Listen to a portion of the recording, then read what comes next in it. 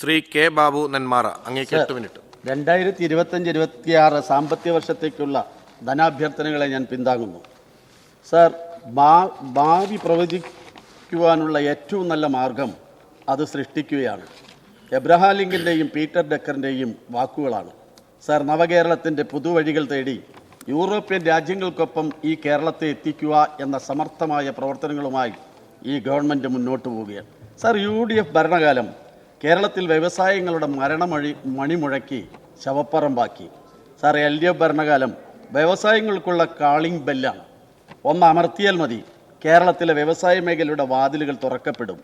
Sir, Swift വഴി അകത്ത് കിടക്കാം. 5 മിനിറ്റ് കൊണ്ട് 50 കോടി രൂപ വരെയുള്ള വ്യവസായങ്ങൾക്ക് അനുവാദം.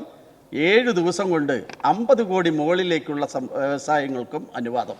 സാർ, അതുകൊണ്ടല്ലേ, അതുമാത്രമല്ലല്ലോ സാർ, MSMEകൾക്ക് വൈദ്യുതി നികുതി ഇല്ല. സ്ത്രീകൾ, പട്ടികജാതി പട്ടികവർഗ സംരംഭകർക്ക് രജിസ്ട്രേഷനിലും സ്റ്റാമ്പ് ഡ്യൂട്ടിയിലും ഇളവ്. സാർ, വലിയ വ്യവസായങ്ങൾക്ക് GST നികുതിയുടെ സംസ്ഥാന വിഹിതം ഒഴിവാക്കി. വലിയ വ്യവസായങ്ങൾക്ക് 10 കോടി രൂപ വരെ സബ്സിഡി. സാർ, അതുകൊണ്ടാണ് ഈ കേരളത്തിൽ പെട്രോ കെമിക്കൽ മുതൽ ചേന്നമംഗലം കൈത്തറി വരെ വ്യവസായങ്ങൾ വരുന്നത്. സാർ, അതുകൊണ്ടാണ് ജർമ്മൻ കമ്പനി ഡി സ്പേസ് മുതൽ കൊച്ചൗസ് ചിറ്റിലപ്പള്ളിയുടെ വെൽനസ് പദ്ധതി വരെ ഈ കേരളത്തിൽ വരാൻ കഴിയുന്നത്. സാർ, അതിൽ അഭിമാനിക്കുകയല്ലേ UDF ചെയ്യേണ്ടത്? ഒറ്റ കാര്യമുള്ളൂ, നിങ്ങൾ ഈ കേരളത്തിൻ്റെ വ്യവസായ മുന്നേറ്റത്തെ അപമാനിക്കരുത് എന്ന അഭ്യർത്ഥനയാണുള്ളത്. സാർ, ഇവിടെ പരിണിതപ്രജ്ഞനായ ശ്രീ സണ്ണി ജോസഫ് അദ്ദേഹം ഇവിടെ പ്രസംഗിക്കുമ്പോൾ പറഞ്ഞു, അതുപോലെ തന്നെ UDFൻ്റെ എല്ലാ അംഗങ്ങളും അവരുടെ പ്രസംഗത്തിൽ എവിടെയെങ്കിലും ഈ കേരളത്തോട് കാണിക്കുന്ന കേന്ദ്രത്തിൻ്റെ അവഗണനയ്ക്കെതിരെ ഒരൊറ്റ വാചകം പറഞ്ഞോ? അദ്ദേഹം പറയാ, പ്രതിപക്ഷ MLAമാരുടെ മണ്ഡലത്തിലേക്ക് ഭരണപക്ഷം അവിടെ അവഗണിക്കുകയാണെന്ന്. എന്നാൽ കേരളത്തിൻ്റെ അവഗണനയെക്കുറിച്ച് ചൂണ്ടിക്കാണിക്കാൻ കഴിഞ്ഞില്ല. സാർ, സഹകരണ മേഖലയെക്കുറിച്ച് അദ്ദേഹം പറഞ്ഞു. സാർ, ഈ കേരളത്തിൻ്റെ സമ്പന്നമായ സഹകരണ മേഖലയെ തകർക്കുന്നതിന് വേണ്ടിയാണ് യൂണിയൻ ഗവൺമെൻറ്റിൽ അമിത്ഷായെ തന്നെ നേരിട്ട് നിയോഗിച്ച് കളിക്കളത്തിലേക്ക് ഇറങ്ങുന്നത്. സാർ, ഈ കേരളത്തിലേക്ക് വന്നിട്ടുള്ള മൾട്ടി സ്റ്റേറ്റ് സഹകരണ സ്ഥാപനങ്ങൾ കൂണുപോലെ മുളച്ചു വന്നു, കുമിള പോലെ തകർന്നടിയുന്നു. എത്ര സ്ഥാപനങ്ങളെ തകർന്നടിഞ്ഞ് എത്ര ആളുകളുടെ പണമാണ് പോയത്? സഹകരണ പ്രസ്ഥാനത്തെക്കുറിച്ച് പറയുമ്പോൾ ഒരു അടി LDFന് കൊടുക്കുമ്പോൾ നിങ്ങൾ ആലോചിക്കണം, ആ വയനാടിലെ അച്ഛനും മകൻ്റെയും ആത്മഹത്യയെക്കുറിച്ചൊന്ന് ഓർക്കുന്നത് നന്നായിരിക്കും. അതുപോലെ തന്നെ അങ്കമാലിയിലെയും പെരുമ്പാവൂരിലെയും നിങ്ങൾ നേതൃത്വം കൊടുത്ത സഹകരണ സ്ഥാപനത്തിൻ്റെ അവസ്ഥയും ആലോചിക്കുന്നത് നന്നായിരിക്കും എന്ന അഭിപ്രായമാണ് എനിക്കുള്ളത്. സർ, കേരളം ആ നീതി ആയോഗിൻ്റെ കണക്കെടുത്ത് നോക്കിയ എല്ലാ മേഖലകളിലും ഒന്നാണ്. സാർ, ഈ അടുത്ത കാലത്ത് ഒരു സർവേ ഫലം വന്നു, CMS ആണ്. പക്ഷേ അവിടെ കേരളം വളരെ പുറകിലാണ് സാർ. ആ സർവേ ഫലത്തിൽ ഏറ്റവും ഒന്നാമത് നിൽക്കുന്നത് 77% പോയിന്റ് നേടിയിട്ടുള്ള യെദ്യൂരപ്പ നേതൃത്വം കൊടുക്കുന്ന കർണാടകയിലെ കോൺഗ്രസ് ഗവൺമെന്റ്. സാർ, അത് അഴിമതിയുടെ കാര്യത്തിലാണ്. ആ അഴിമതിയുടെ കാര്യത്തിലാണ് കോൺഗ്രസ് ഇന്ന് ഒന്നാമത് എത്തി നിൽക്കുന്നത്. സാർ, വ്യാവസായിക പുരോഗതിക്കൊപ്പം തന്നെയാണ് നമ്മുടെ പരമ്പരാഗത വ്യവസായ മേഖലയെ ചേർത്ത് പിടിക്കുന്നതിനുള്ള കശുവണ്ടി, കൈത്തറി. സാർ, അത്തരം കാര്യങ്ങളെക്കുറിച്ച് ഒരു പഠന റിപ്പോർട്ടും അതിനുവേണ്ടി ഒരു കോൺക്ലേവ് നടത്താൻ തീരുമാനിച്ചതിനെ ഞാൻ അഭിനന്ദിക്കുന്നു.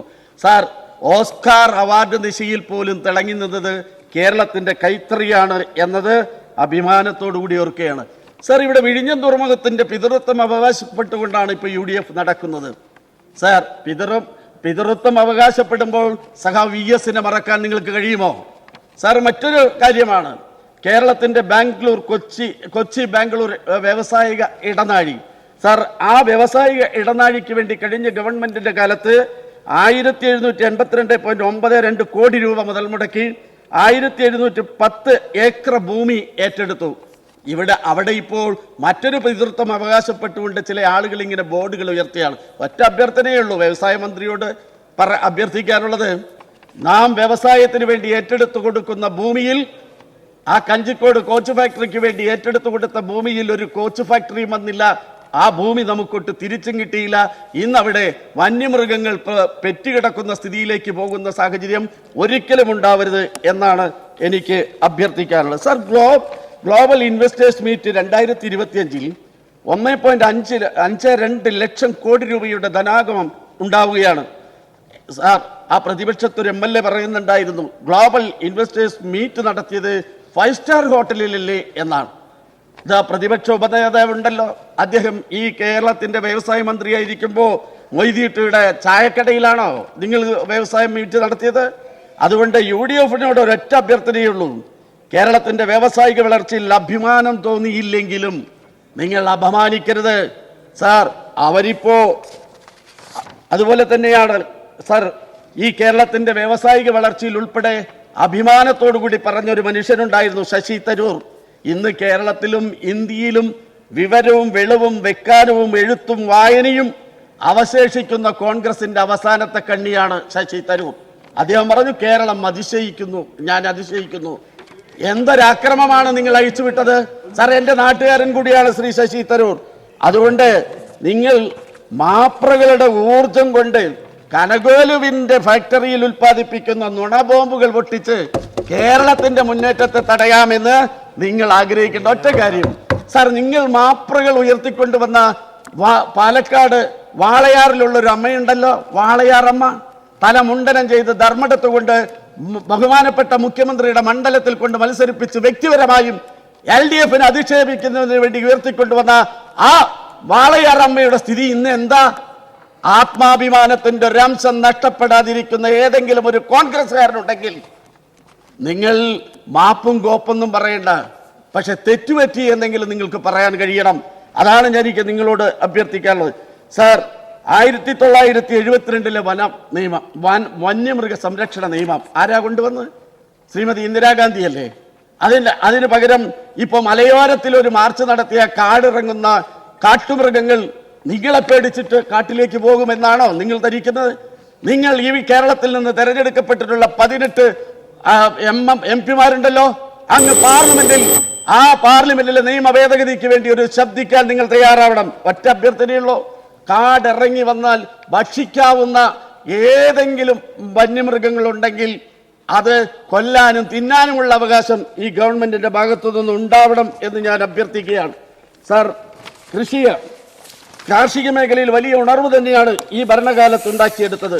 സാർ, 4800 മുതൽ 5000 ഹെക്ടറിൽ 52 വെറൈറ്റികളിലായി 3500 കർഷകർ മാവ് കൃഷി ചെയ്യുന്ന, മാങ്ങ കൃഷി ചെയ്യുന്നത് എൻ്റെ നിയോജകമണ്ഡലത്തിലെ മുതലമടയിലാണ്. സാർ, ഒറ്റ കാര്യമുള്ളൂ, വെതർ ബേസ്ഡ് ക്രോപ്പ് ഇൻഷുറൻസ് ഉണ്ട് അവർക്ക്. ഹോർട്ടിക്കൾച്ചർ കൃഷി വകുപ്പിന്റെ ഇൻഷുറൻസ് പദ്ധതി ചെറുതായിട്ടുമുണ്ട്. എന്നാൽ വന്യമൃഗങ്ങൾ ആ കൃഷി നശിപ്പിച്ചാൽ അവരുടെ ക്രോപ്പിന് ഒരു നഷ്ടപരിഹാരവുമില്ല. അതുകൊണ്ട് അതിൽ ഉൾപ്പെടുത്തുന്നതിന് വേണ്ടി കഴിയണം എന്നാണ് എനിക്ക് അഭ്യർത്ഥിക്കാനുള്ളത്. സാർ,